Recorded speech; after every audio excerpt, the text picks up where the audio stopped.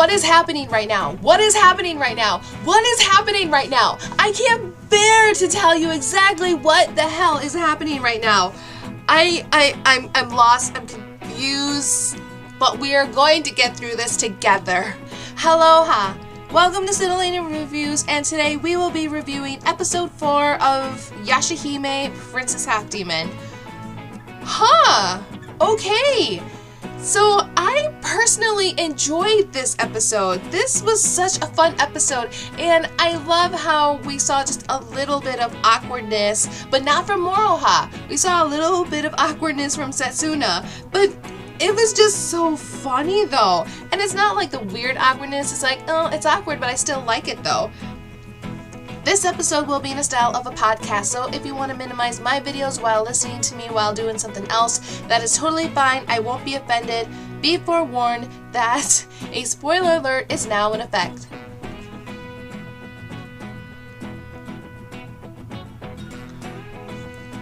Episode 4 is titled Gateway to the Past, and I personally enjoyed this episode. From the very first episode to now, I would have to say that this is my favorite episode. We started by seeing Moroha doing like, I can't think of what they're called, but they're just like morning exercise routines. And I love how she said that she's 450 years older than everybody. So it clicked into my head like, wait a second, does that mean she outlived Kagome? But I was thinking about it again, and it's like, oh, well, you know what? I think it's the idea that Moroha traveled 500 years in the past, from the past to the future. So, okay, that would make a lot of sense. So we're going to debunk that right now. But, you know, just going back to the very first Inuyasha, when we saw Inuyasha when he was a little boy, he was like by himself, you know.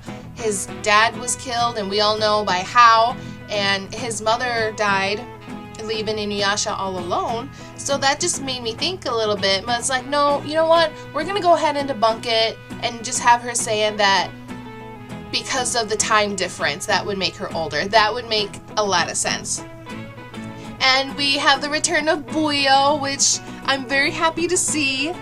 And one thing that I was really happy to see, again, I think I should just start doing these facial reaction videos for this from now on. I was flabbergasted when I saw Setsuna, the daughter of Sesshomaru. She was wearing like a light, dark, bluish dress, and it was like a recital dress, and she was playing the violin. I was like, oh my gosh, she looks so pretty. She actually did look cute. And the one thing I picked up about Setsuna's trait is that she's a fast learner, because she's playing the violin. Now, for those that don't know, and I've never played the violin, but my husband previously played the violin, but he's not like a pro at it.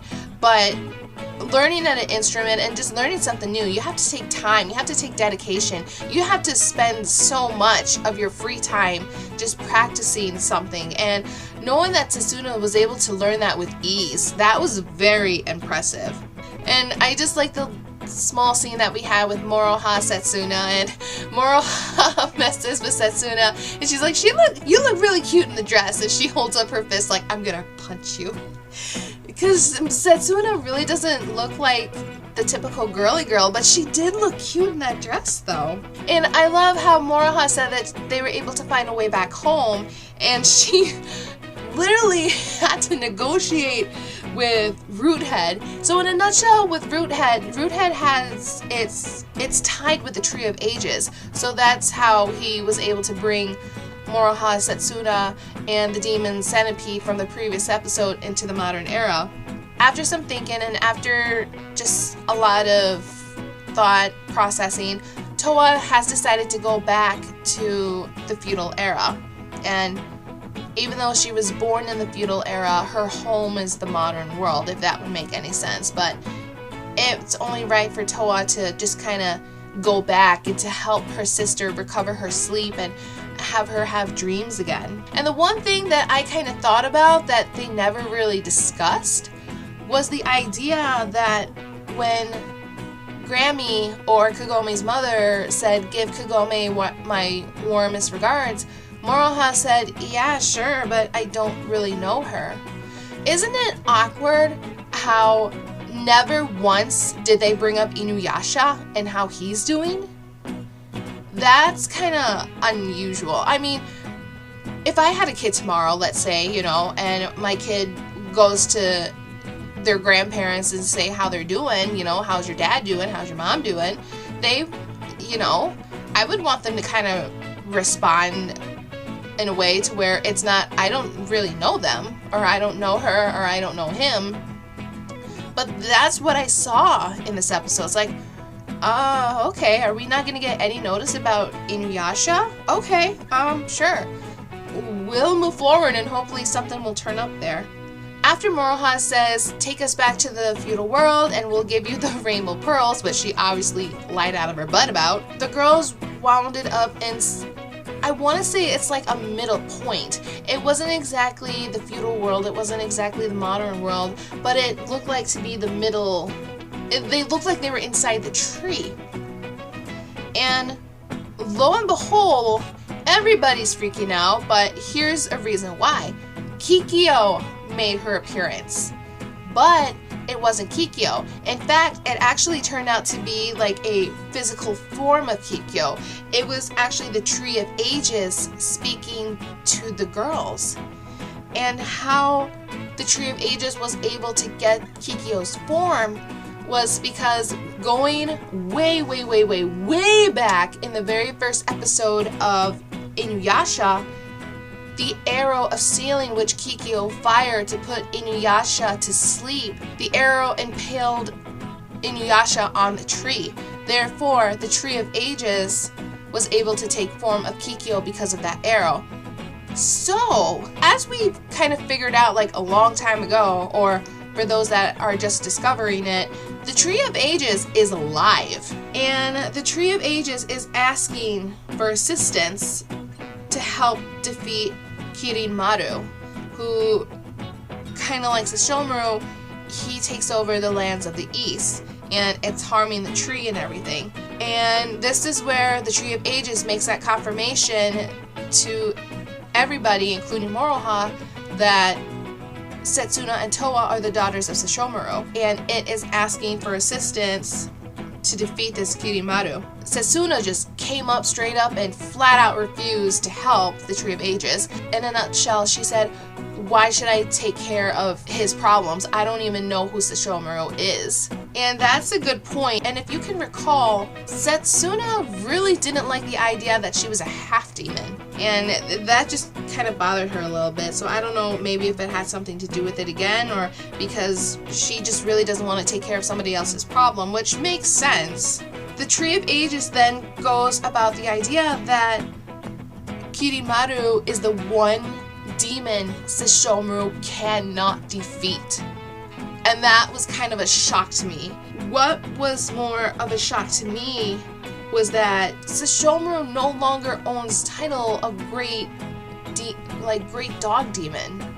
He renounced that title. And the Tree of Ages goes on to say that Sesshomaru will emerge when Kirin-Maru is defeated, and it is asking the girls to take down the two beasts. The two beasts means Kirin-Maru and Sesshomaru.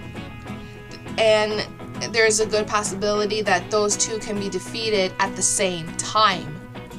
So what exactly is happening right now?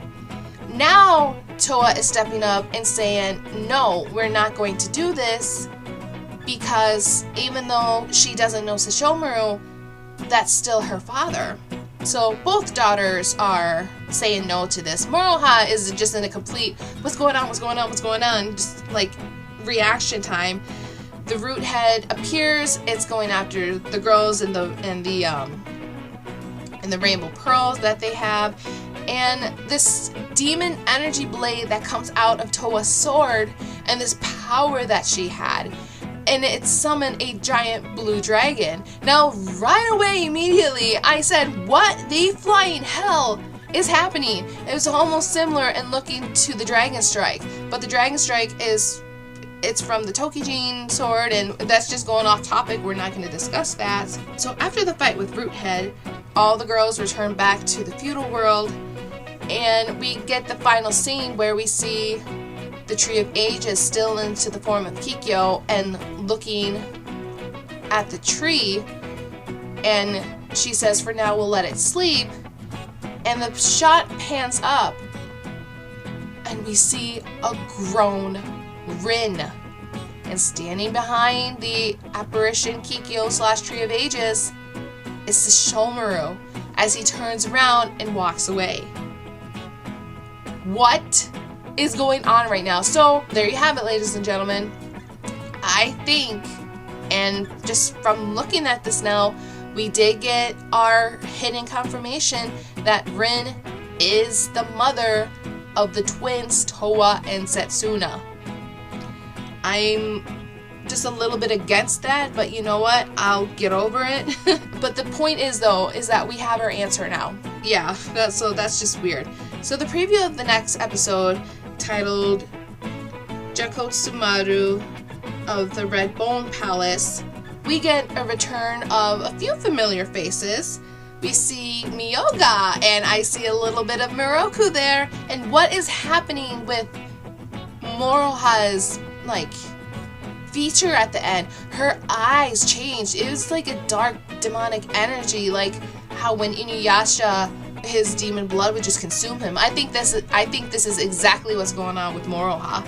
So this is the end of Yashahime episode 4. Wow. Wow. What a fun ride. What a fun episode. I really did enjoy this episode. Right now, this episode's my favorite. I just really like seeing a little bit of the awkwardness. It's kind of yet to come, but I got a little glimpse of it with Moroha and Setsuna. Definitely Setsuna when she was wearing that recital dress. That was pretty cute. I like to see Setsuna dressed in that little, showing her girly side, showing her feminine side. I just thought it was adorable. I really did like this episode, and you can tell the original composer of Inuyasha has returned. And you can hear it when we were in that fight scene with Roothead and Moroha, Setsuna, and Towa. I'm just really happy. I'm still just going, what the hell is going on right now? I'm still blown away with Rin. So we see a grown Rin. Now where's Kagome? So thank you guys so much for stopping in and taking a listen at my review of Yashahime episode 4, titled Gateway to the Past. What do you guys think of this episode? Let me know in the comments below. Click that like button, subscribe to Cyntillating Reviews, help me make it grow. I want to see something come out of this. And please, if you guys can, head down to my Twitter page. It is in the link in the description box below. I have a challenge for you guys. If we reach 100 subscribers, one of 3 things is going to happen. So thank you guys so much, and also don't forget to click that bell to be notified for just the Yashahime videos, or if you want to be notified for all of my content, click on that all button. Thank you guys so much, and we will see you guys on another day.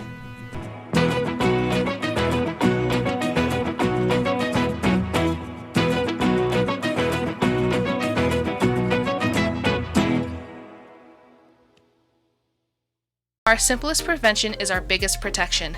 Take care of yourselves and others as you practice social distancing, washing hands, and staying at home. Let's get better by starting to make our world better to reduce the spread of COVID-19.